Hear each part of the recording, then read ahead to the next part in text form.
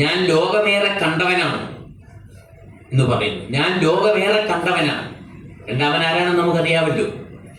എൻ്റെ അഭിപ്രായത്തിൽ ഈ കൃതിയിൽ ഏറ്റവും നന്നായിട്ട് കൈകാര്യം ചെയ്തിരിക്കുന്നത് രണ്ടാമനെയാണ്.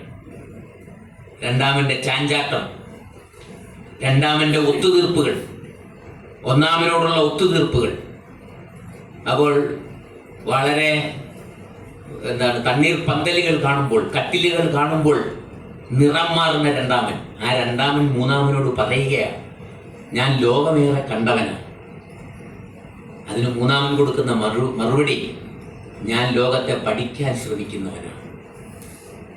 ലോകമേറെ കണ്ടു എന്നതുകൊണ്ട് നിങ്ങൾ പറയുന്നത് ശരിയാകണമെന്നില്ല.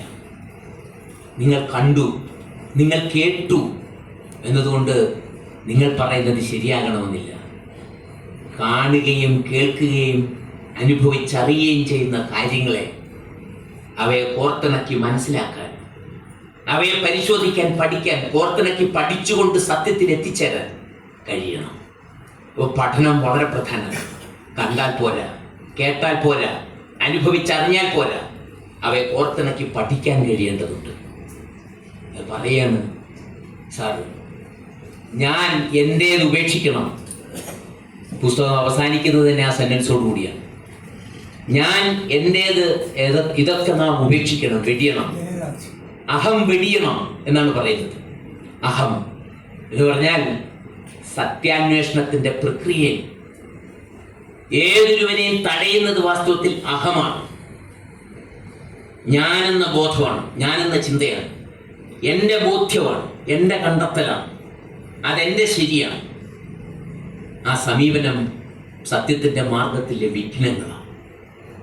സത്യത്തെ കണ്ടെത്താൻ കഴിയണമെന്നുണ്ടെങ്കിൽ അഹം വെടിഞ്ഞുകൊണ്ട്, ഞാനെന്ന ഭാവം വെടിഞ്ഞുകൊണ്ട് സത്യത്തെ സമീപിക്കാൻ കഴിയണം. നമ്മളങ്ങനെ പറയുന്നത്, അഹം വെടിയണമെന്ന് പറയുന്നതും സ്വാർത്ഥത വെടിയണമെന്ന് പറയുന്നതും, അവതാരികയിൽ ശ്രീമാൻ NK ബിജു സൂചിപ്പിക്കുന്നത്, ഞാൻ എൻ്റേത് ഇവ വെടിയണമെന്ന് പറയുന്നത് സാംസ്കാരിക തലത്തിലെ ഒരു സമരം തന്നെയാണ്. അതിൽ തർക്കമൊന്നുമില്ല. ഇന്നത്തെ സാമൂഹ്യ സാഹചര്യത്തിൽ ദുഷിച്ച സംസ്കാരത്തിനെതിരായ ഒരു പ്രവർത്തനം തന്നെയാണ്. അതോടൊപ്പം തന്നെ പ്രധാനപ്പെട്ട ഒരു കാര്യം, ഈ അഹമെന്ന ഭാവമാണ്, ഞാൻ കണ്ടെത്തിയതാണ്, എൻ്റെ ശരിയാണ്, എൻ്റെ ബോധ്യമാണ്. അത് ആത്മനിഷ്ഠമാണ്, വ്യക്തിനിഷ്ഠമാണ്. അത് ശരിയെ സമീപിക്കുന്നതിൻ്റെ അടിസ്ഥാന രീതിയല്ല. അത് വെടിഞ്ഞാലേ സത്യത്തെ നമുക്ക് പുൽകാനാവും. വസ്തുനിഷ്ഠമായ സത്യത്തെ നമുക്ക് തിരിച്ചറിയാൻ കഴിയണമെന്നുണ്ടെങ്കിൽ ആ വസ്തുനിഷ്ഠമായ സത്യത്തെ ആ വസ്തുവിലെ ഉള്ളിൽ നിലനിർത്തിക്കൊണ്ട് തന്നെ പഠിക്കാൻ നമുക്ക് കഴിയണം. അല്ലാതെ സത്യത്തെ നമുക്ക് തിരിച്ചറിയാൻ പറ്റില്ല.